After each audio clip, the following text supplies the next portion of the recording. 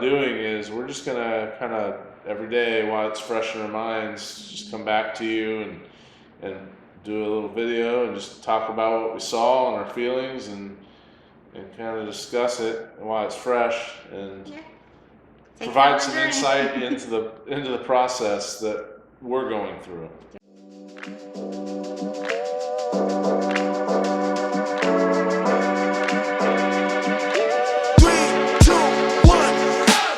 So we came to Florida. We're looking for a new vacation rental, and we're in Southern Florida right now. We're actually at an Airbnb, very nice Airbnb, and we are here to look at properties. We started last night. We were in Sarasota and looked at a house there. And what did you think? I did not like it, but we kind of knew that going in because it doesn't have what we're looking for. So we wanted a 2-car garage attached, and it had one. And we wanted a covered pool, and it did not have a covered pool. And sure enough, it's raining when we're there, and there's little leaves in the pool, which we were trying to avoid that. By covered pool, she means a screened-in lanai. Yeah. Oh, I've also heard it called a cage. Seen it in a cage in some of the MLS listings down here. And the layout was fine. It was just a lot of money for what it is. Sarasota is a very expensive area compared to some of the outlying areas around it that we're looking, and we've noticed that. So we weren't like super excited when we saw it, almost didn't see it. Our realtor wanted us to see it. I'm glad we did because it verified that we're going to get more bang for our buck somewhere else. But we also, I think for me, confirmed that 2 non-negotiables for us in our situation is a lanai, screen lanai for the pool, and the 2-car garage. Now, something we kind of discovered last night and this morning was there are some neighborhoods that are, I would just say, better for a short-term rental than others. We discovered that some of the neighborhoods you drive into, they can kind of look a little messy. Yeah. Not that there's anything wrong with the neighborhood. If we were living here, I wouldn't have a problem living there, but renting it to a vacationing family as a guest, it might give a bad appearance. Yeah, like when we turned the corner, so we're on the main street, and we turned the corner and see allotment, we both said, ooh, because it was like house with lots of extra vehicles and things sitting around and pod storage units that were in the driveway. And I get it. I mean, where we live in Ohio, we're blessed because we have a full basement and you can store things, and we have the 2-car garage. And these houses were very small on very small lots, and there was just nowhere to put, if you have 2 or 3 drivers, there was nowhere to put 2 or 3 cars. Maybe they were in the yard. And then again, no storage. So we did see a couple of different like storage unit type, I think they're the pods, called the pods, literally in driveways inside of the yards. And then, some lawns were not kept as well as others, which again, I'm not judging. Ours doesn't get mowed as often as it should, but it was just like, if you're a vacationer and you're paying a lot of money for this house and you turn the corner, it was kind of like... It was a bad first impression, I thought. It's a really clean neighborhood, I guess. One thing I remember from last night was a lot of fences that were kind of in disrepair, all different colors of fences. Some were just old weathered wood, some were chain link fence. It didn't give a nice... beach vibe, I guess is what you could, It just felt like just a normal run-of-the-mill neighborhood in a city, and I just don't think that that's what we're targeting. Right. There were also even some of the driveways, I don't know, they just run out of space, and so some people will just set up like a temporary framed-in tarp roof as a carport.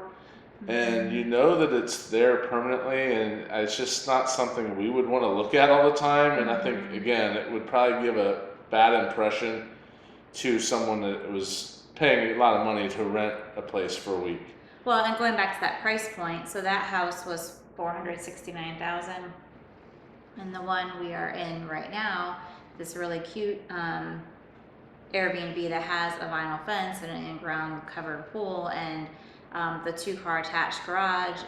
We're seeing one with the same floor plan for that same price.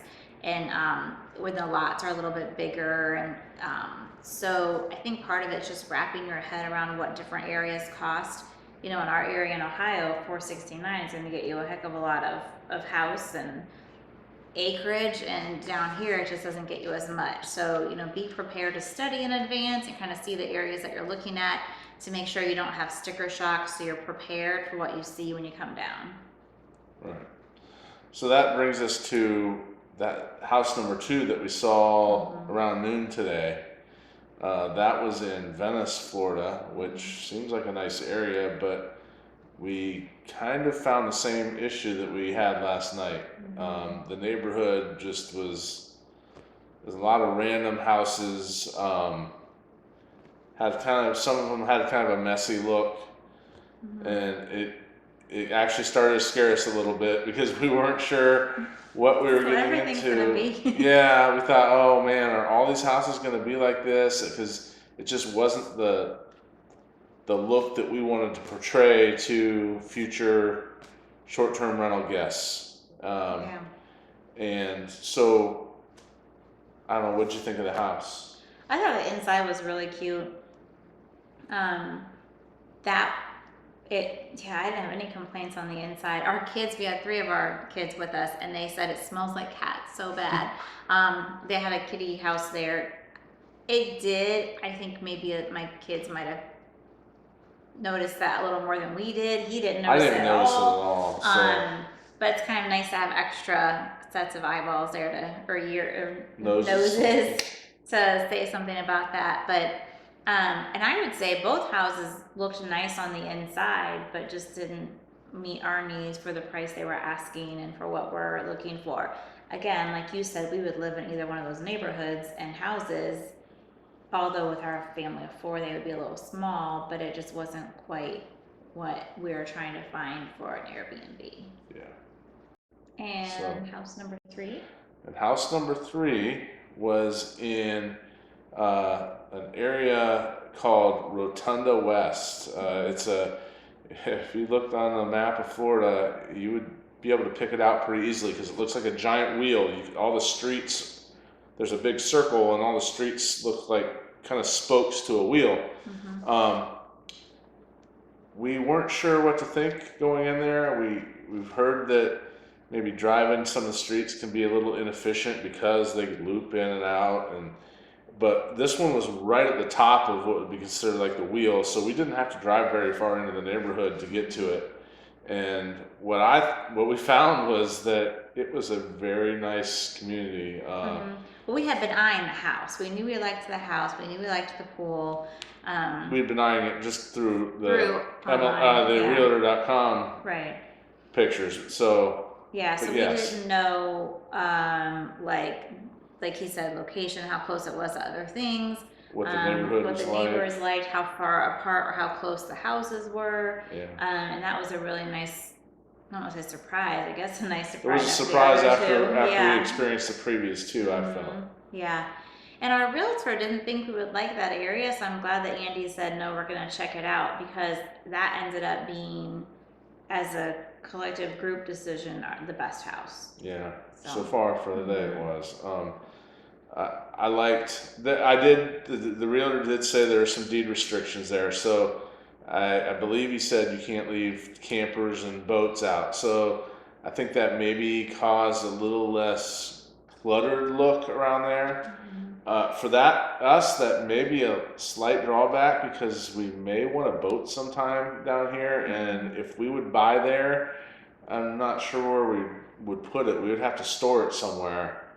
So, to me right now, that's the only negative to that place. I really like the house a lot. Yeah.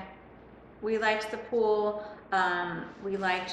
This was one that had, like the guest bath and the master bath, and then it also had a half bath, like literally outside connected to the house, but only accessible from the outside for the pool, which was Yeah. nice. It had a fenced yard, and the funny thing is, I felt like the fenced yard was almost too big.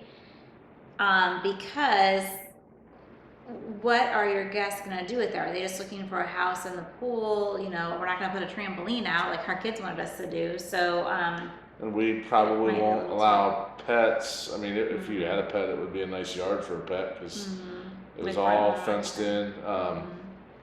And it was, it had 2 pantries, which I think is big. We'll talk about this in another video. One of the things I've seen in all the Airbnbs we've stayed in is that if they have kitchens that don't have pantries, I'm literally putting all the food I buy on the counter because there's nowhere to put the food. And that one had 2 pantries in the hallway, which I thought was nice. I don't think I had anything bad to say about that one. No, no, it was really nice actually. Yeah, that one was $459. Yeah, Is that right? I think that's right. So Venice house number 2 was how much was that? That was That was three.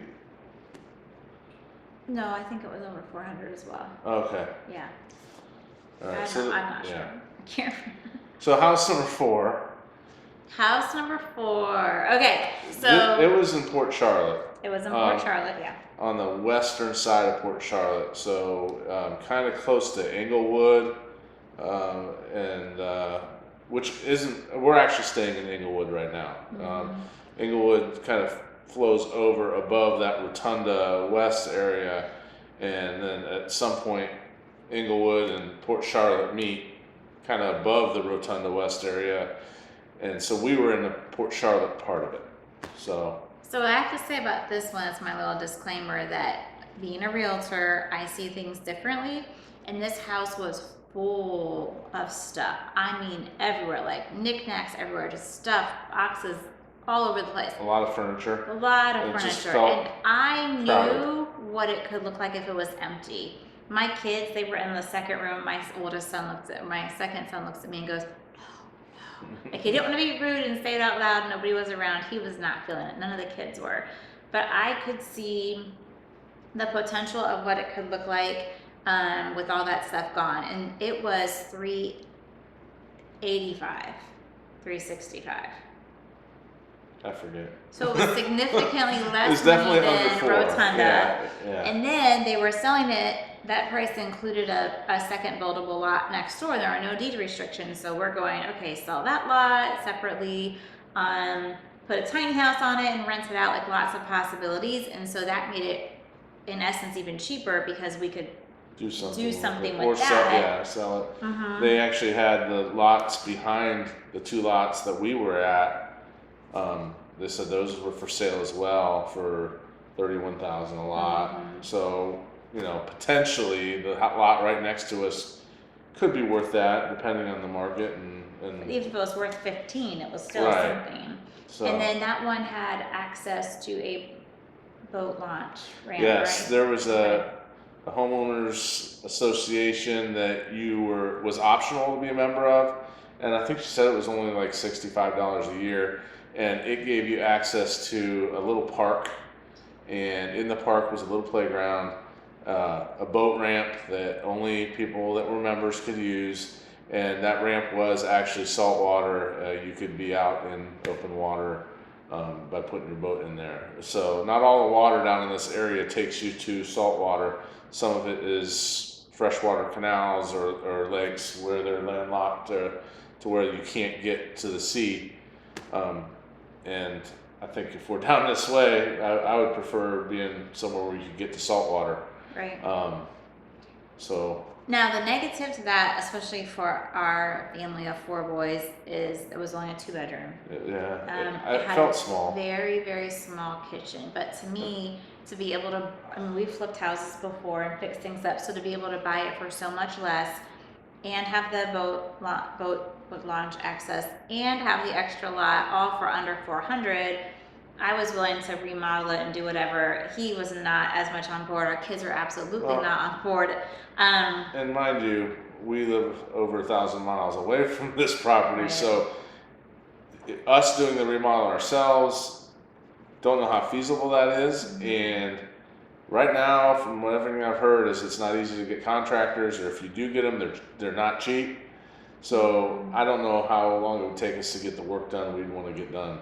Right. And the other thing I would say is that even though I loved a lot of things about it, it was only a 2 bedroom and it had a very tiny pool that they had just put in like 10 or 11 years ago. So the problem with that is that, you know, you have guests, they're going to expect a certain size of pool. And a lot of times you're looking for places to stay down here. That's the first thing that you see in the pictures.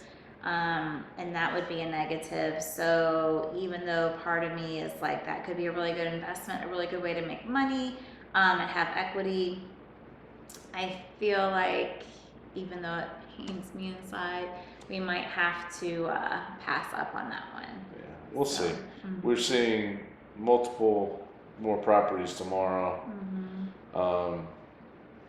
And we'll see. They're all kind of in this area. They're actually probably not too far from where we're staying. It seems like this area is kind of more of our price point than some. We can't afford to get right on the beach. It's very costly, and so we're a little bit off. We're trying to stay under 20-minute drive to the beach from the house, which we can find some stuff yeah. with those parameters. And so what we plan on doing is we're just gonna kind of every day while it's fresh in our minds, just come back to you and do a little video and just talk about what we saw and our feelings and kind of discuss it while it's fresh and Yeah. Take provide that some journey. insight into the process that we're going through. Yeah, exactly. So Yep. I guess we'll talk to you tomorrow.